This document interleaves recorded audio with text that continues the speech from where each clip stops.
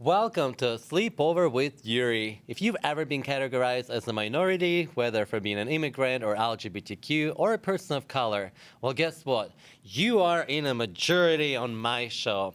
As Sleepover with Yuri is a show that celebrates diversity, promotes equality, raises awareness, and spreads love. Sleepover with Yuri empowers all minorities.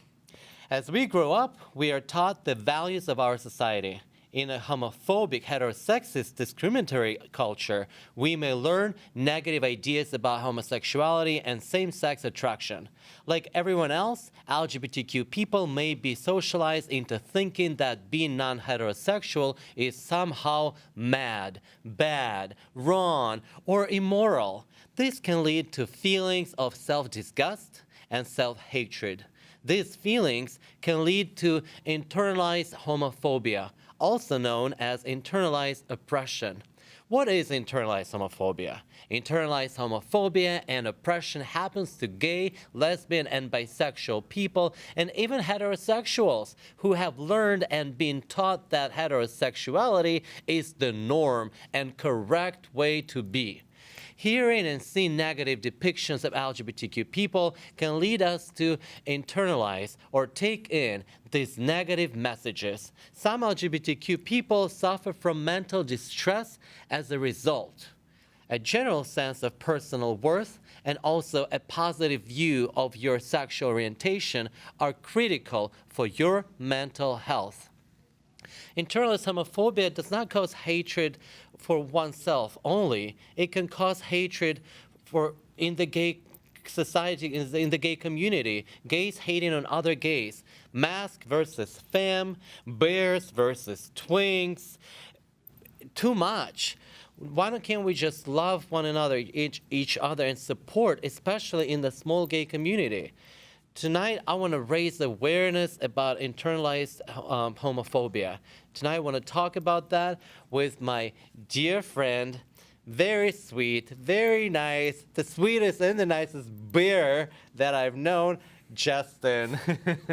Hello. Hey, Justin. How are you, Yuri? I'm good. How are you? I'm good. Thank you for coming. Of course, anything for you. I love your bear tank top. Yes, I figured it was appropriate because, got to mash it all together and make one big panda. Yes, yes. Is that what you normally sleep in? I mean, no, I usually sleep naked. You know that. Okay. No, I didn't know that. But I think we've talked I kind about of figured. Most of my guests do sleep naked. Yeah, I most mean, of my guests. It's yeah. too hot everywhere. All this hair. My teddy bear, when I told him you're coming, he got jealous. He was like, the real bear. There's nothing to be jealous about. So you heard that? It's all about love. Justin, so you didn't mind that I called you a bear? No, not at all. I pretty much have been getting that since I was like, I don't know, 15. This was because of the hair. Yeah. So just for those who don't know, what is a bear? Well, I always say like bear is a state of mind first and foremost. Yes. I don't really think that it shouldn't describe a physical your physical attributes. You and I have had this conversation. I think anybody could really be a bear. I think you're a bear. I am a bear. You are a bear. You're a bear. At least in my heart. I mean, we're bears together, But overall, generally, it started out as sort of the, not necessarily in shape, but sort of the bigger, rounder, hairier guys who sort of didn't fit in with the, especially in the 90s where it was like, I'm going to say that again. Especially early on, it was, some guys didn't fit the mold of the quintessential gay man. So here we were, sort of bigger, like to eat, didn't really care about going to the gym. Who doesn't like to eat? Let me tell you. Oh, that's the bear in me. Yeah, it's the bear in me too, eventually it sort of morphed into, it became celebrated. You have Bear Week in Provincetown, which, has become people come from all over, Sitges, and now you have bear events popping up everywhere. Basically, people of all shapes and sizes sort of fall into the bear category. So being bear is a tribe. So in the gay community, there are tribes. There are twinks. Remind me what it means. Yan. Yeah, white, skinny sort of not necessarily muscular. And there are jocks, like muscle guys, and there are bears. Yeah. There are all kinds of tribes against separations. Right. I'm a little like. All jokes aside, I do identify myself as a bear. Yeah. But unlike you, with you, it's like it's no doubt. Yeah. It's like you are a bear. Yeah. Whereas with me, every time I post something on social media and say like, oh, you know, bears and like bears on the beach or something, I always get criticized by people like, I don't see no bear. And it's like, and you know, I don't get upset or offended by that, but Right. it's like, I am a bear. That's what's the Right. tribe that I feel the most And, like, comfortable. everybody loves bears, like the animal, you know what I'm saying? Like bears Right. put out the lovable, everybody's teddy bear, you know, it's like kind of like ingrained in us to just enjoy bears. Like we like Yeah. bears. So bears are cute. We all love cubs, you know what I'm Thank you, saying? And thank so you. I don't think there's anything wrong with saying that, you know, just be a bear. Yes. Personally. But be I a bear, be square. Yeah. I understand why people do get a little, you know, fussy about it, but you know, Yeah. people just like to kind of be the opposition sometimes. I Yeah. don't know why.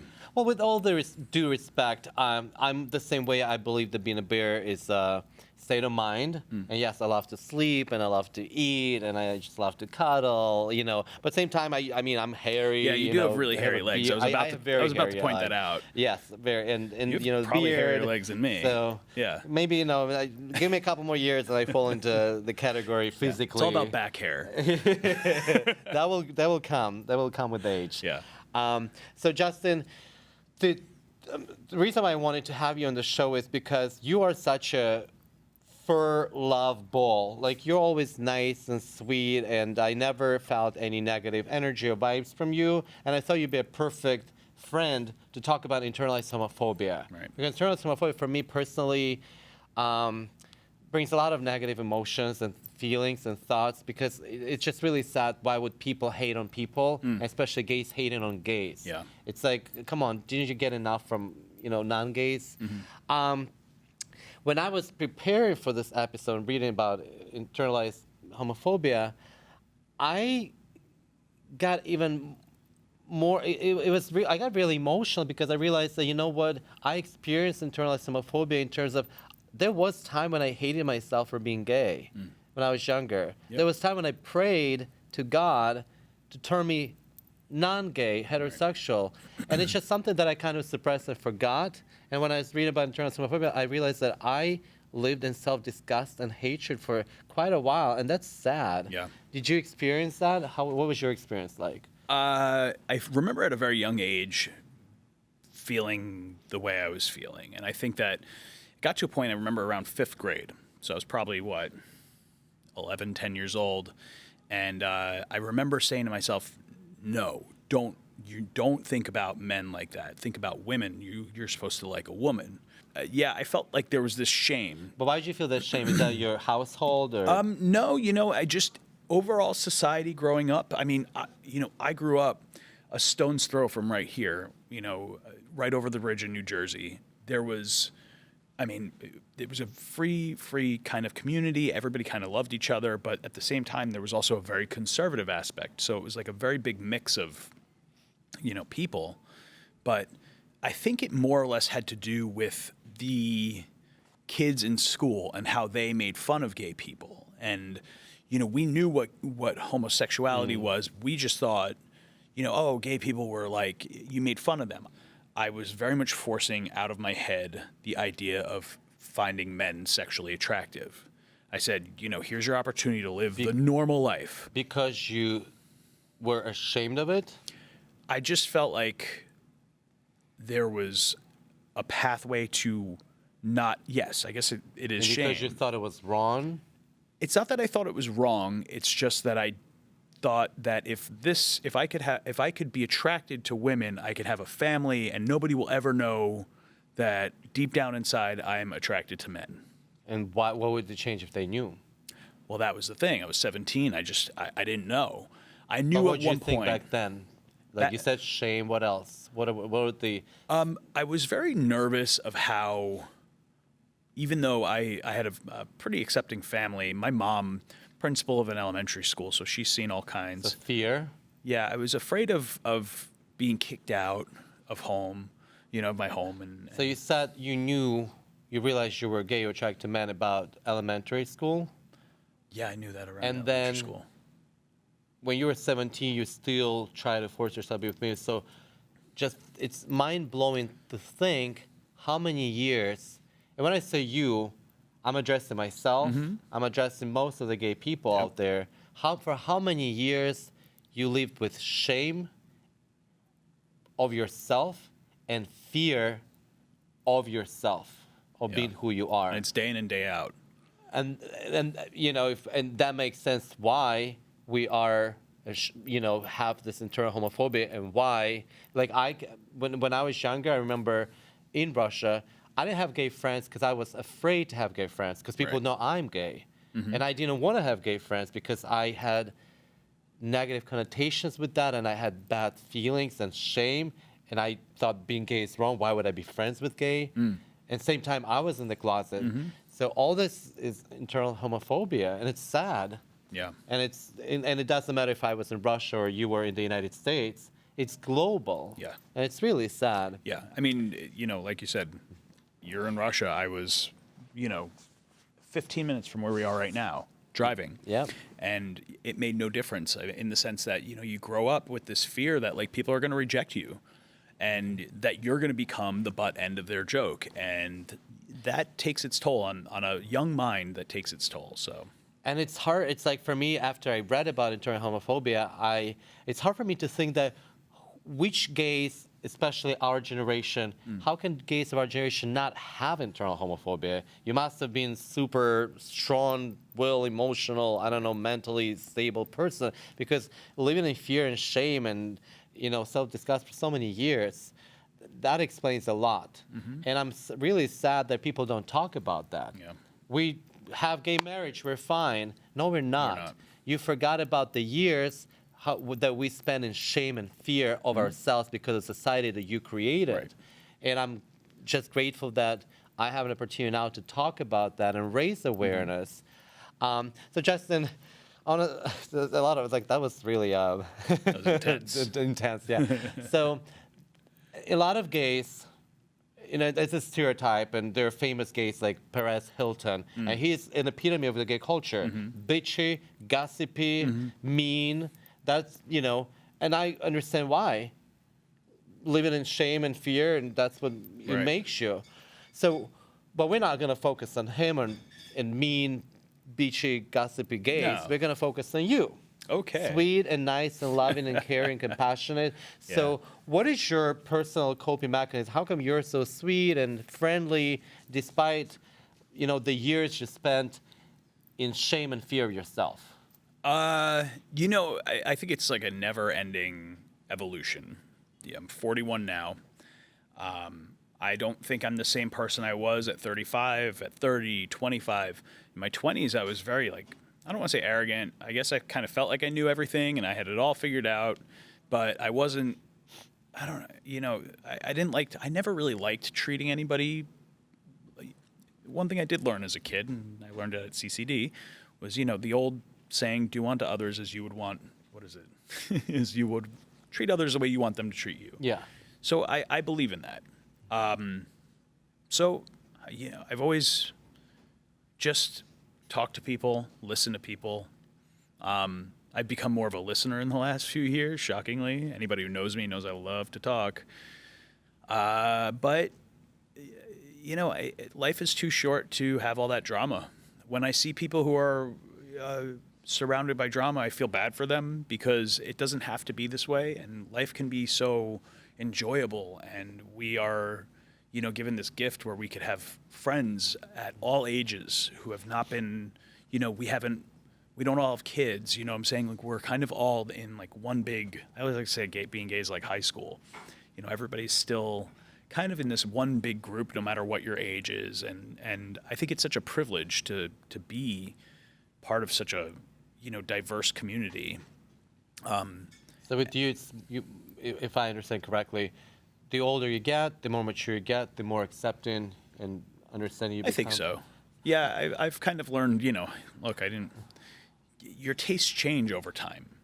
And, you know, for a while, like, even it could be your taste in music will change over, for example. Like, I would never, 10, 15 years ago, I was really not into, like, pop diva music, but now I'm like, can't wait for the new Beyonce album, you know?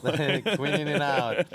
So, Justin, I like that we kind of talked, it was an intense conversation at the beginning about internalized homophobia.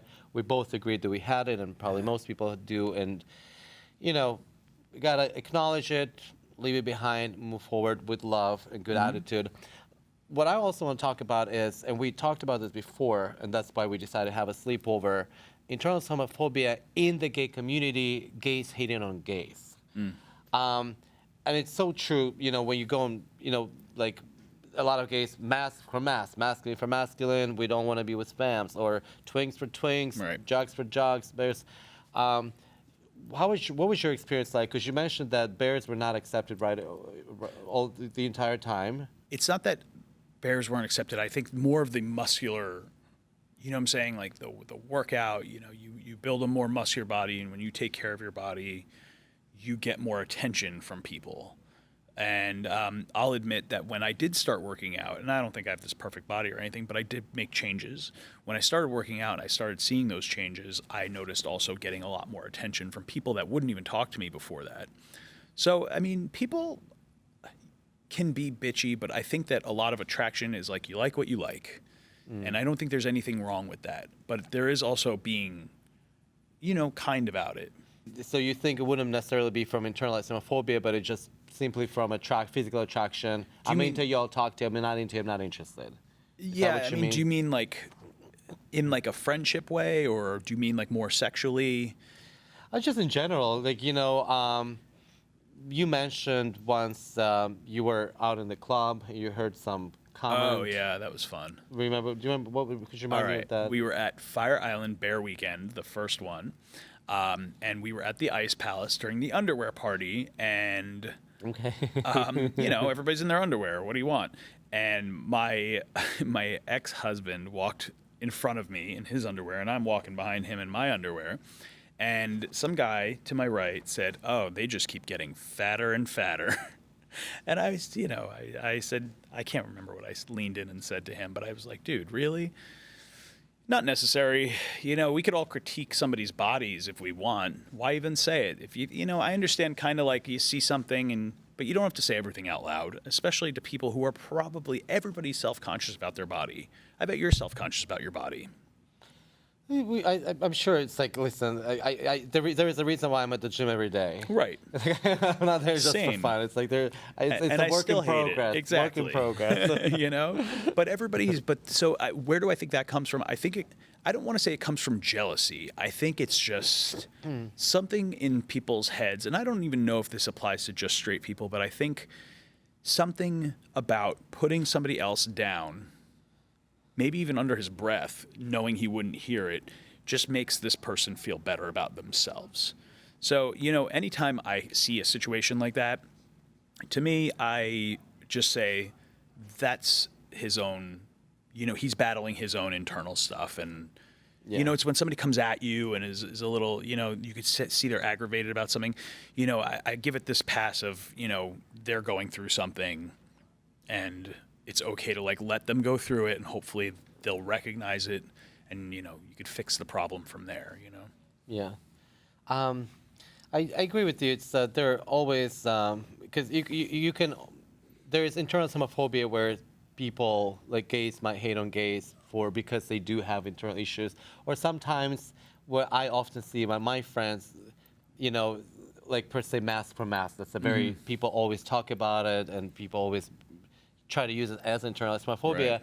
I see it as, we all have different sexual attraction. Just because you're gay, right? It's not. I mean, how in the heterosexual world, oh, my friend is gay and your friend is gay. Let's, set them up. Right. It doesn't work like that. It's like there are different tribes. Yes. And for me, bear tribe. That's my personal how I see twinks, bears and jogs. For me, that's more of a sexual, physical division. It doesn't necessarily mean that we're different and separate ourselves as people. Right.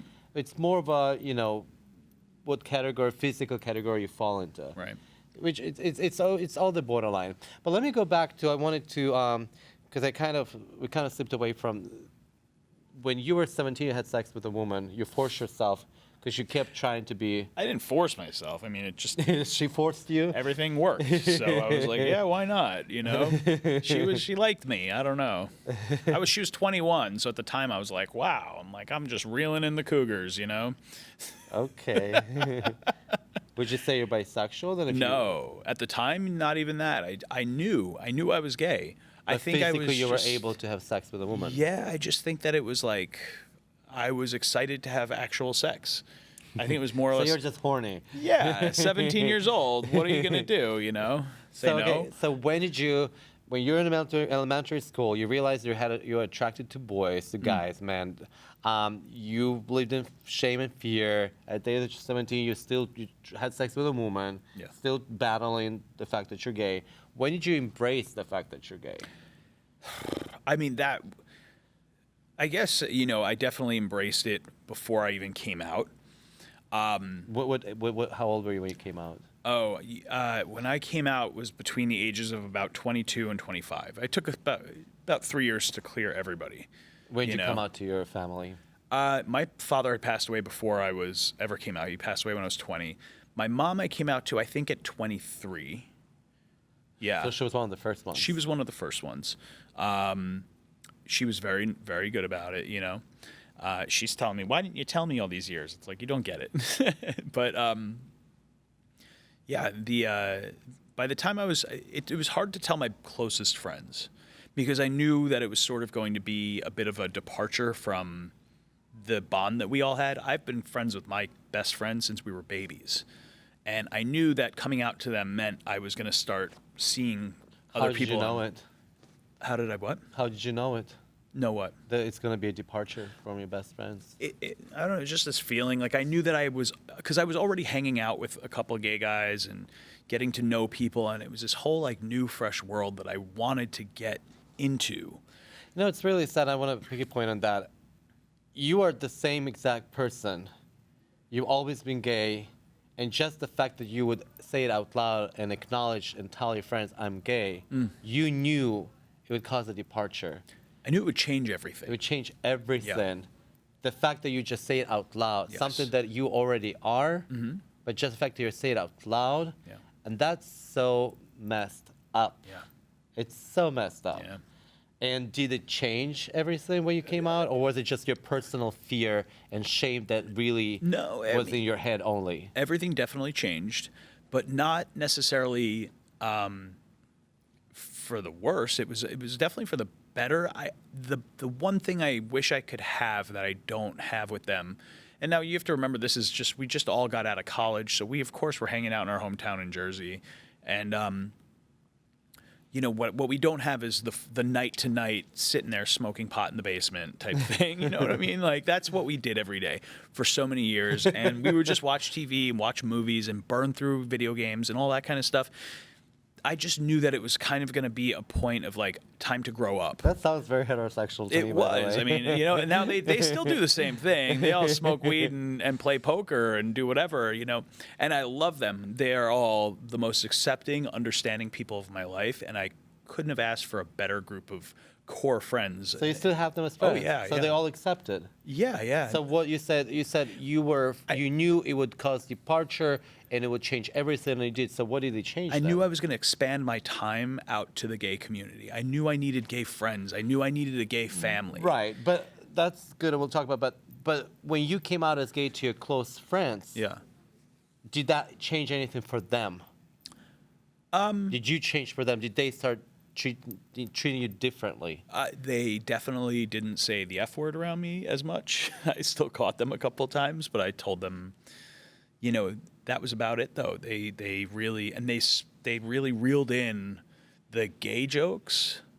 So if anything, yes, it changed for the better because it changed their perspective on, how to treat people and what you can and cannot say, whether I'm in the room or not.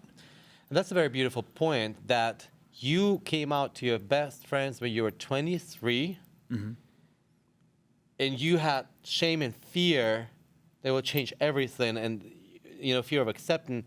But the thing is, turns out that they accepted you, and they changed their behavior towards you even for the better. Right. So what happens is that it's all in our head. internalized homophobia and the society and the culture that we were raised in and growing up causes us to be ashamed of who we are, fear ourselves, feel self-disgust of ourselves. Whereas in reality, if our friends are friends and they're normal people, they don't have their own demons they're battling with, they will. Doesn't mean nothing for them. For them, it's the same people. It doesn't matter. Yeah, this was also 2003 or so, between 2002 and 2005. Life is very different now, and I'm not saying that to sound like an old timer or anything. It's just there was still so much my friends, they were kind of we're happy for you. It's good that you're finally able to talk about it, and you know what, they were great. But we didn't grow up with religious kind of that religion thing hovering above us. It wasn't our family. First of all, most of my friends were Jewish, and I'm pretty sure I don't know the whole Jewish religion inside and out, but I'm pretty sure there's not a whole lot of hey, you're doomed if you're gay. And they were the most loving, accepting people my entire life anyway.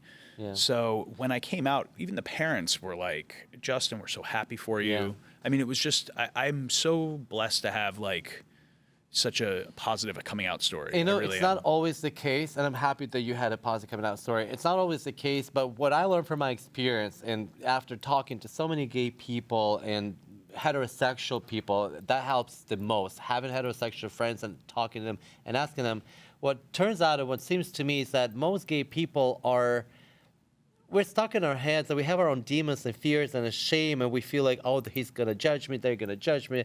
But nobody cares. If you're a good person, people see people for a person. I see people for who they are as people. I don't care about their orientation. Then why do I think, or should I think that others, heterosexual people, should think of me as my orientation before personality? You know what I mean? Right.